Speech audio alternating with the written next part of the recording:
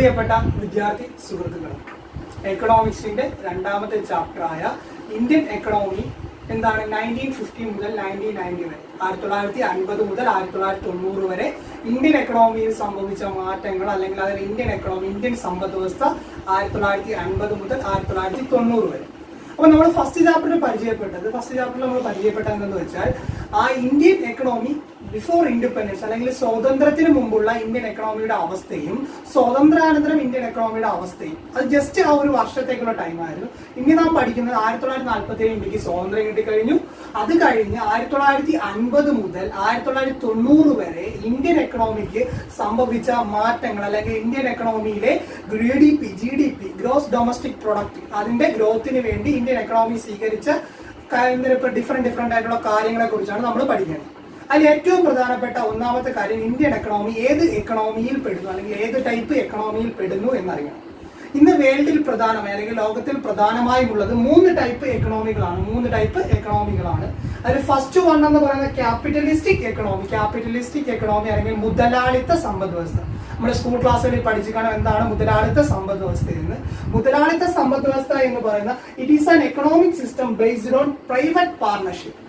ഒരു economic system അല്ലെങ്കിൽ ഒരു രാജ്യത്തിന്റെ എക്കണോമി വർക്ക് ചെയ്യുന്നത് പ്രൈവറ്റ് അല്ലെങ്കിൽ സ്വകാര്യ വ്യക്തികളുടെ കീഴിലാണെങ്കിൽ അല്ലെങ്കിൽ സ്വകാര്യ വ്യക്തികളുടെ ഓണർഷിപ്പോട് കൂടിയാണെങ്കിൽ ആ ഗവൺമെന്റിനെ അല്ലെങ്കിൽ ആ എക്കണോമിയെ നമ്മൾ വിളിക്കുന്ന പേരാണ് ക്യാപിറ്റലിസ്റ്റിക് എക്കണോമി അല്ലെങ്കിൽ മുതലാളിത്ത സമ്പദ് വ്യവസ്ഥ. എന്ന് വെച്ചാൽ അവിടുത്തെ എക്കണോമി ആരുടെ കൈകളിലാണ്? സ്വകാര്യ വ്യക്തികളുടെ കൈകളിലാണ്. മാർക്കറ്റും അതിന്റെ വിപണനവും എല്ലാം തീരുമാനിക്കുന്നത് ആരാണ്? സ്വകാര്യ വ്യക്തികൾ തന്നെയാണ്. സ്വകാര്യ വ്യക്തികളാണ് തീരുമാനിക്കുന്നത്. അതാണ് പ്രൈവറ്റ് ഓണർഷിപ്പ്. ഇന്ന് ലോകത്ത് പ്രധാനമായും നിലനിൽക്കുന്ന ക്യാപിറ്റലിസ്റ്റിക് എക്കണോമി ആയിട്ടുള്ള രാജ്യങ്ങൾ ഏതൊക്കെയെന്ന് വെച്ചാൽ USA, ബ്രസീൽ, ജപ്പാനാണ്. എക്സാമ്പിളോട് ചോദിച്ചാൽ USA, ബ്രസീൽ, ജപ്പാൻ എന്നിവ ഇന്ന് ലോകത്ത് പ്രധാനമായും നിലനിൽക്കുന്ന ക്യാപിറ്റലിസ്റ്റിക് എക്കണോമിയാണ്. അടുത്ത നമ്മൾ പഠിക്കേണ്ടത് രണ്ടാമത് സോഷ്യലിസ്റ്റിക് എക്കണോമി. ഇന്ത്യ, ഞാൻ കഴിഞ്ഞ ക്ലാസ്സിൽ പറഞ്ഞു, ഇന്ത്യയിലെ എന്താണ് നേതാക്കന്മാർ അല്ലെങ്കിൽ ഇന്ത്യ ഗവൺമെന്റ് സ്വാതന്ത്ര്യം കിട്ടിയ ശേഷം ഇന്ത്യയുടെ ആദ്യത്തെ ഗവൺമെന്റ് കോൺഗ്രസ് ഗവൺമെന്റ് ആയിരുന്നു. ആ ഗവൺമെന്റിലെ നേതാക്കൾക്കും അതേപോലെ ഇതര ഗവൺമെന്റ് അല്ലെങ്കിൽ ഇതര പാർട്ടിക്കാർക്കും ഈ ഗവൺമെന്റിന് സ്വീകരിക്കാൻ പറ്റിയ നയം എന്ന് പറയുന്നത് സോഷ്യലിസ്റ്റിക് എക്കണോമി ആയിരുന്നു. പക്ഷേ ഈ സോഷ്യലിസ്റ്റിക് എക്കണോമിയും കുറച്ച് തെറ്റായ കുറച്ച് പാർട്ടികളുണ്ട്. അപ്പൊ ഈ സോഷ്യലിസ്റ്റിക് എക്കണോമി എന്താണ് നമ്മൾ ആദ്യം പറയേണ്ടത്? സോഷ്യലിസ സമ്പദ് വ്യവസ്ഥ എന്താണെന്ന്. It is based on the social or public ownership of ownership. എന്ന് വെച്ചാൽ എന്താണ്? അത് പക്കാ ഗവൺമെന്റിന്റെ കീഴിൽ അല്ലെങ്കിൽ പ്യുവറായിട്ട് ഗവൺമെന്റിന്റെ കീഴിൽ ആയിരിക്കും. സോഷ്യൽ ഓർ പബ്ലിക് ഓണർഷിപ്പ് ജനാധിപത്യം അല്ലെങ്കിൽ ഗവൺമെന്റിന്റെ കീഴിലായിരിക്കും എന്ന് പറയുന്ന എല്ലാ ഘടനയും അല്ലെങ്കിൽ എല്ലാ വിപണനവും നടക്കുന്നത് under the force of government അല്ലെങ്കിൽ ഗവൺമെന്റിന്റെ അണ്ടറിലായിരിക്കും എന്ത് നടക്കുന്നത്? സോഷ്യലിസ്റ്റിക് എക്കണോമി നടക്കുന്നത്. അപ്പൊ സോഷ്യലിസ്റ്റിക് എക്കണോമിയിലെ എല്ലാ സ്റ്റെപ്പുകളും ഒരു പ്രൊഡക്ഷൻ അല്ലെങ്കിൽ ഒരു ഇതുമായി ബന്ധപ്പെട്ടുള്ള എന്ന് വെച്ചാൽ ഒരു വിപണനവുമായി ബന്ധപ്പെട്ട അല്ലെങ്കിൽ ഒരു വസ്തുവുമായി ബന്ധപ്പെട്ട അതിന്റെ പ്രൊഡക്ഷനും അതിന്റെ ഡിസ്ട്രിബ്യൂഷനും എല്ലാം കൺട്രോൾ അപ്പ് ചെയ്യുന്നത് ആരായിരിക്കും? ഗവൺമെന്റ് ആയിരിക്കും. ആ ഗവൺമെന്റ് സ്വീകരിക്കുന്ന നയം എന്ന് പറയുന്നത് സോഷ്യലിസ്റ്റിക് എക്കണോമിയാണ്. സോഷ്യലിസ്റ്റിക് എക്കണോമിയാണ്. ജനങ്ങളുടെ നന്മയ്ക്ക് വേണ്ടി അല്ലെങ്കിൽ ജനങ്ങൾക്ക് വേണ്ടിയാണ് ആ സോഷ്യലിസ്റ്റിക് എക്കണോമി വർക്ക് ചെയ്യപ്പെടുന്നത്. അപ്പൊ സോഷ്യലിസ്റ്റിക് എക്കണോമി ഇന്ന് ലോകത്ത് നിലനിൽക്കുന്ന പ്രധാനപ്പെട്ട രാജ്യങ്ങൾ നമ്മുടെ NCERT ടെക്സ്റ്റ് ബുക്കിൽ പറയുന്നുണ്ട്. ക്യൂബ, ചൈന എന്നീ രാഷ്ട്രങ്ങൾ എന്ത് നിലനിൽക്കുന്നതാണ്? സോഷ്യലിസ്റ്റിക് എക്കണോമി ഇന്ന് ലോകത്ത് നിലനിൽക്കുന്ന രാഷ്ട്രങ്ങളാണ്. എന്നാൽ ഇന്ത്യ സ്വീകരിച്ചത് സോഷ്യലിസ്റ്റിക് എക്കണോമിയോ ക്യാപിറ്റലിസ്റ്റിക് എക്കണോമിയോ അല്ല. ഇന്ത്യ സ്വീകരിച്ചത് ഇതിന്റെ രണ്ടിന്റെയും ബെറ്റർ ആയിട്ടുള്ള ഭാഗങ്ങൾ അല്ലെങ്കിൽ നന്മയുള്ള ഭാഗങ്ങൾ മാത്രം സ്വീകരിച്ചുകൊണ്ട് പുതിയൊരു എക്കണോമിക് സിസ്റ്റം അതാണ് മൂന്നാമത്തെ എക്കണോമി, മിക്സഡ് എക്കണോമി, മിശ്ര സമ്പദ് വ്യവസ്ഥ. ഇന്ത്യ സ്വീകരിച്ചത് എന്താണ്? മിക്സഡ് എക്കണോമി അല്ലെങ്കിൽ മിശ്ര സമ്പദ് വ്യവസ്ഥ എന്ന് വെച്ചാൽ it is a combination of socialistic economy and capitalistic economy. സോഷ്യലിസത്തിന്റെയും ക്യാപിറ്റലിസത്തിന്റെയും നല്ല പാർട്ടുകൾ മാത്രം ഉൾക്കൊണ്ടുകൊണ്ട് പുതിയൊരു എക്കണോമിക് രൂപം നൽകി. അതാണ് മിശ്ര സമ്പദ് വ്യവസ്ഥ. ആ മിശ്ര സമ്പദ് വ്യവസ്ഥ ഫോളോ അപ്പ് ചെയ്യുന്ന ഒരു രാജ്യമാണ് ഇന്ത്യ. ഇനി നമ്മൾ അറിയേണ്ടത് ഇതാണ് പ്രധാനപ്പെട്ട എക്കണോമികൾ. ഇതിന്റെ പോയിന്റ് വൈസ് നമ്മൾ പോയിന്റുകൾ കുറച്ചൊരു 3 മാർക്കിന് എഴുതുവാൻ പഠിച്ചു. ഓരോന്നിനും ഓരോ 3 മാർക്കിന് ഇത് എഴുതുവാൻ പഠിച്ചു വെച്ചേക്കണം. അത് കഴിഞ്ഞ് നമുക്ക് വേണ്ടത് എന്താണ് പ്ലാനിങ് എന്ന് പറയുന്നത് എന്താണ്, അല്ലെങ്കിൽ നമ്മൾക്കൊരു പ്ലാൻ പ്രക്രിയ അല്ലെങ്കിൽ എന്താണ് അതിനെക്കുറിച്ച് ഒരു ബോധവാന്മാരാകുന്നത് എങ്ങനെയാണ് പ്ലാൻ.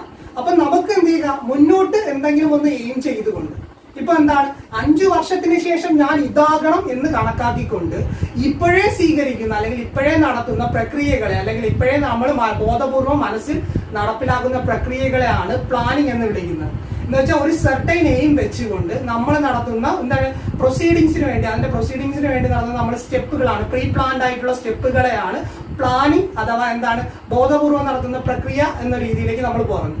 അപ്പൊ ഒരു പ്ലാനിംഗ് വേണം, നമുക്കൊരു എക്കണോമിക് സിസ്റ്റം കൺട്രോൾ അപ്പ് ചെയ്യണമെങ്കിൽ അവിടെ എന്ത് വേണം, ഒരു പ്ലാനിംഗ് എന്ന ഒരു വസ്തുത ആവശ്യമാണ്.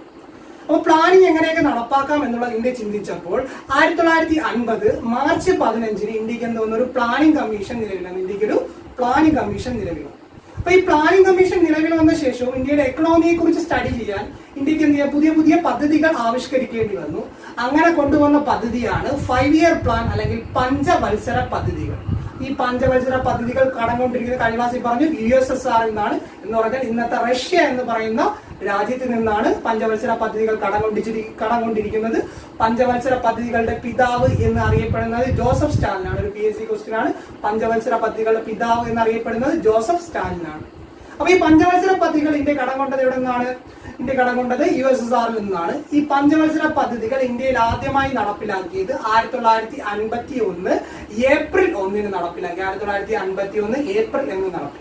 ഈ പഞ്ചവത്സര പദ്ധതികൾ എന്ന് വെച്ചാൽ മുൻകൂട്ടി കണ്ടുകൊണ്ട് ഒരു 5 വർഷത്തേക്കുള്ള പരിപാടികൾ എന്തൊക്കെ നമ്മൾ മുൻകൂട്ടി ചെയ്യണമെന്ന് ധരിച്ചുകൊണ്ട്, അല്ലെങ്കിൽ ഈ വർഷം എനിക്ക് കൃഷിയിൽ ഉന്നമനം ഉൾപ്പിക്കണം, കൃഷിയിൽ ഉയർച്ച ഉണ്ടാകണമെന്ന് കരുതുക, അല്ലെങ്കിൽ അഗ്രികൾച്ചർ ഗ്രോത്ത് ഉണ്ടാകണമെന്ന് കരുതുക, ഇൻഡസ്ട്രിയൽ ഗ്രോത്ത് ഉണ്ടാകണമെന്ന് കരുതുക. അപ്പൊ അതും ഉറപ്പിച്ചുകൊണ്ട് നമ്മൾ അതിനെ മുൻകൂട്ടി പ്ലാൻ ചെയ്തുകൊണ്ട് നമ്മൾ നടത്തുന്നതാണ് പഞ്ചവത്സര പദ്ധതികൾ. ഈ പഞ്ചവത്സര പദ്ധതികളെ കുറിച്ചും അതിന്റെ ഗോളുകളെ കുറിച്ചുമാണ് നമ്മൾ പ്രധാനമായും പഠിക്കേണ്ടത്. അപ്പൊ ഇന്ത്യയിൽ നടത്തിയ പഞ്ചവത്സര പദ്ധതി നമ്മൾ പ്രധാനമായും അറിഞ്ഞിരിക്കേണ്ടത് 12 പഞ്ചവത്സര പദ്ധതികളാണ് ഇന്ത്യയിൽ പ്രധാനമായും നടപ്പിലാക്കപ്പെട്ടത്. നിങ്ങളെ ടെക്സ്റ്റ് ബുക്കിൽ ഓൾഡ് ടെക്സ്റ്റ് ബുക്കിൽ 11 പഞ്ചവത്സര പദ്ധതികളെ പറയുന്നുള്ളൂ. 12 പഞ്ചവത്സര പദ്ധതി 2012 മുതൽ 2017 വരെ 12ാം പഞ്ചവത്സര പദ്ധതിയോടുകൂടി പഞ്ചവത്സര പദ്ധതി BJP ഗവൺമെന്റ് ഉപേക്ഷിക്കപ്പെടുകയുണ്ടായി. പിന്നെ പഞ്ചവത്സര പദ്ധതികൾക്ക് ഒന്നും പുതുതായി രൂപം നൽകുകയില്ല.